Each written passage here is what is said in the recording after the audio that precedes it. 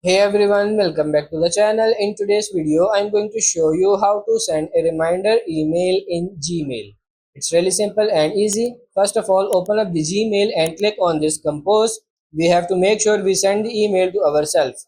Type in our own email address, and what I might need to do is set a subject that says fill out the application and write the subject like apply on this job.